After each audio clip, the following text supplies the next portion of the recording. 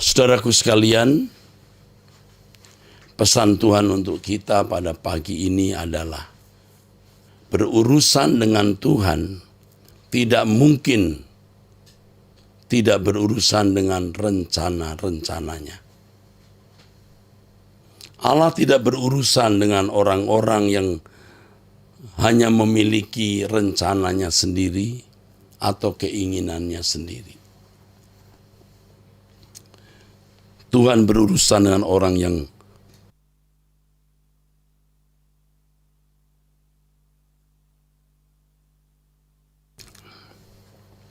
Tuhan berurusan hanya dengan orang yang mau berurusan dengan rencana-rencananya.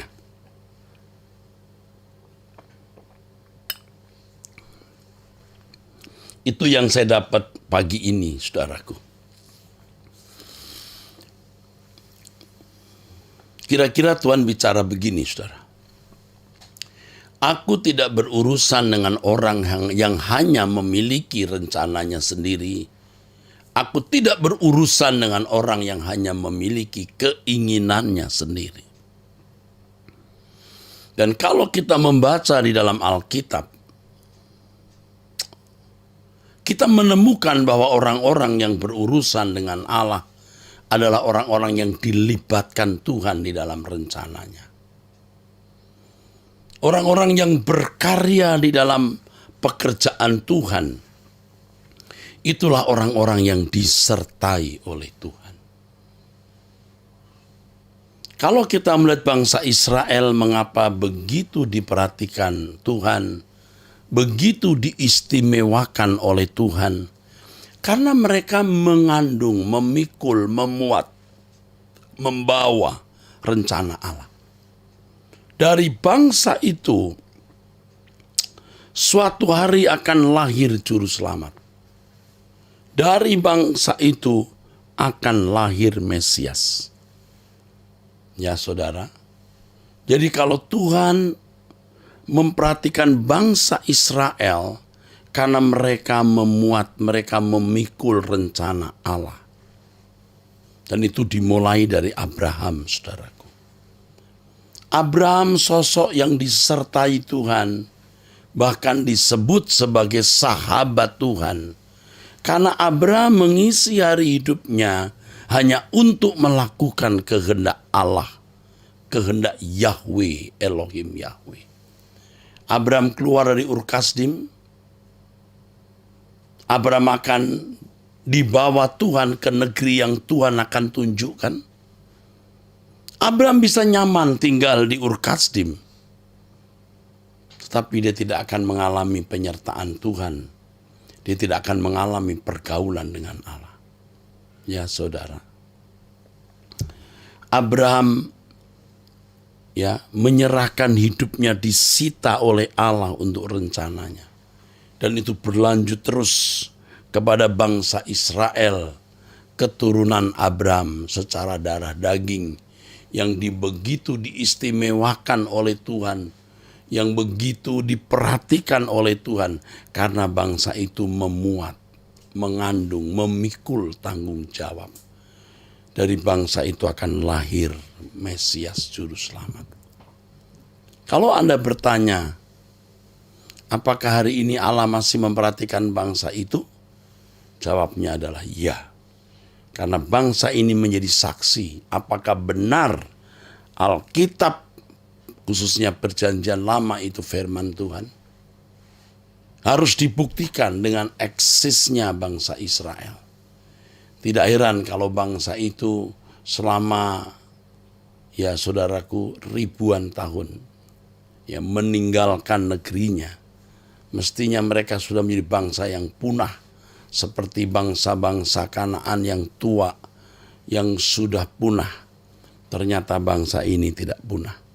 Karena mereka menjadi saksi bahwa Allah yang benar itu Elohim Yahweh, Allah Israel.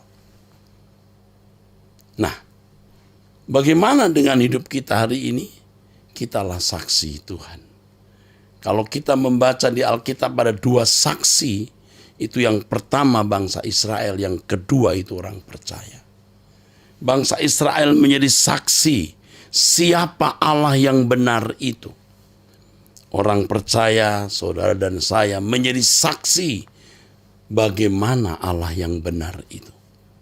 Israel menjadi saksi siapa Allah yang benar. Tetapi orang percaya menjadi saksi bagaimana Allah yang benar itu. Itulah sebabnya tidak ada orang percaya yang tidak menjadi saksi. Semua kita harus menjadi saksi bahwa Yesus adalah anak Allah yang diutus oleh Bapa menebus dosa manusia.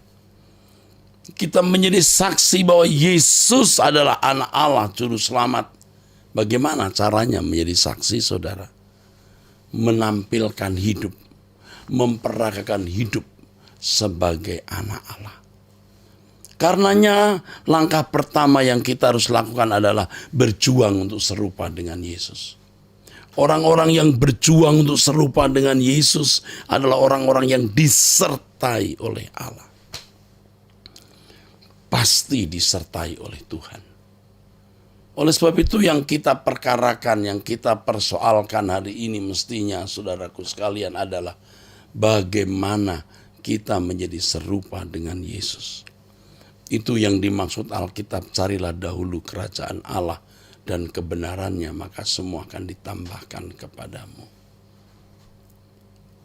Tuhan menyertai, Tuhan memimpin orang-orang yang berjuang untuk serupa dengan Yesus.